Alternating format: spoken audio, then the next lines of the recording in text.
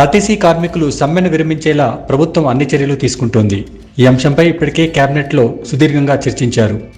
RTC కార్మికులు తొందరపాటు నిర్ణయాలు తీసుకోవద్దని ముఖ్యమంత్రి రేవంత్ రెడ్డి కోరారు. దీనిపై ఆయన కేబినెట్ భేటీలో మాట్లాడారు. ప్రాణాలు తీసుకోవడం వల్ల సమస్య పరిష్కారం కాదని రేవంత్ అన్నారు. సమస్యలు పరిష్కరించేందుకు తాము చిత్తశుద్ధితో ఉన్నామని తెలిపారు. ఈ అంశంపై ప్రభుత్వం ఇప్పటికే దృష్టి సారించిందని అన్నారు. కార్మిక సంఘాలతో శుక్రవారం నాడు చర్చించాలని ఆయన మంత్రులకు సూచించారు.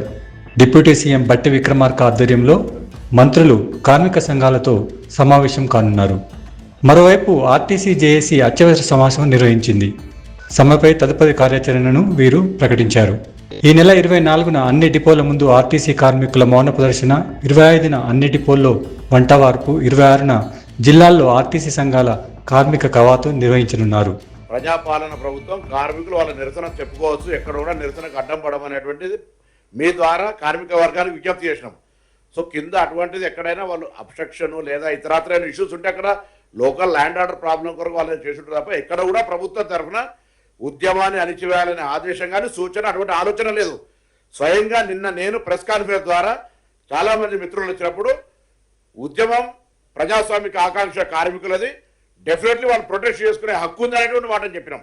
ఇవాళ కూడా చెప్తున్నాం, కార్మికుల హక్కుకు ప్రొటెక్షన్ ఆ ప్రొటెస్ట్కు దానికి ఎక్కడ కూడా బార్ లేదు, చేసుకోవచ్చు. కానీ ఇటువంటి మేము కూడా ఏం కోరుతున్నాం, వాళ్ళ డిమాండ్ల మేరకు వాళ్ళ ప్రభుత్వం మీద డెఫినెట్లీ ఒత్తిడి చేయవచ్చు, చర్చ చేయవచ్చు, మాట్లాడచ్చు. బట్ ఇటు సూసైడ్ లాంటి ప్రయత్నాలు జరగడం వల్ల మంచిది కాదు. ప్రభుత్వం తరఫున మానవతా హృదయంతో విజ్ఞప్తి చేస్తున్నాం. మీరు కూడా దయచేసి అటువంటి అంశాల పట్ల, ఇదంతా కూడా ఒక ప్రారంభ ముచ్చట, మనం రాసే వార్త కానీ మనం చెప్పే విధానం కానీ కొంత రాక్షసానందం పొందేటువంటి వాళ్ళు ఇటువంటి ప్రక్రియ చేపట్టినా దయచేసి మేము మళ్ళీ కోరుతున్నాం.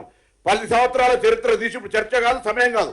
మేము సానుకూలంగా ప్రతి అంశాన్ని, కార్మికుల అంశాన్ని అన్ని రకాల పాజిటివ్గా ఒక ఉద్యమాల నుంచి వచ్చినటువంటి వాళ్ళం.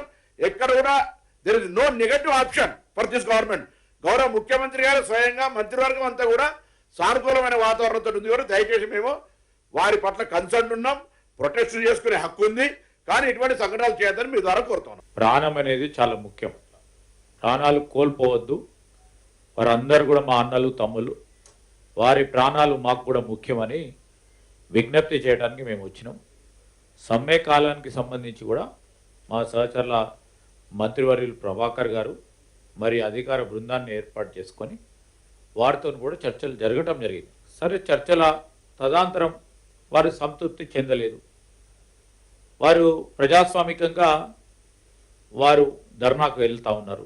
దాంట్లో ఎవరు కూడా ఆపలేము కూడా. మేము ఆపదలుచుకున్నా ఉన్న ప్రభుత్వం కాదు కనుక చేస్తూ ఉన్నారు. నిరసన తెలియజేస్తూ ఉన్న క్రమంలో ఇలాంటి క్షణిక ఆవేశంలో ప్రాణాలు కోల్పోవద్దని మేము కోరటానికి వచ్చినాం. మీ ద్వారా కూడా అదేవిధంగా అపీల్ చేయడానికి వచ్చినాం. మీరు కూడా, ఎందుకంటే ఇది చాలా సెన్సిటివ్. ఇదంతా కూడా మీరు మేము నిర్మించుకున్న ఈ రాష్ట్రం, ఈ నిర్మాణ భాగంలో ఇంకా అనేక సంవత్సరాలు ముందుకు పోయేది ఉంది. మీరు, మీ కుటుంబ సభ్యులు, మేమందరం కూడా కలుసుకొని ఆ క్రమంలో మీరు మాతోని నడవాలని, మీకున్న సమస్యలను కూడా పరిష్కారం చేయాలని ఆలోచనతో ప్రభుత్వం ఉంది. ముఖ్యమంత్రి రేవంత్ రెడ్డి గారు కూడా ఈరోజు ప్రత్యేక ప్రస్తావనతోనే మేమందరం కూడా ఇక్కడికి రావటం జరిగిందని మీ ద్వారా వారికి తెలియజేయడానికి వస్తాం.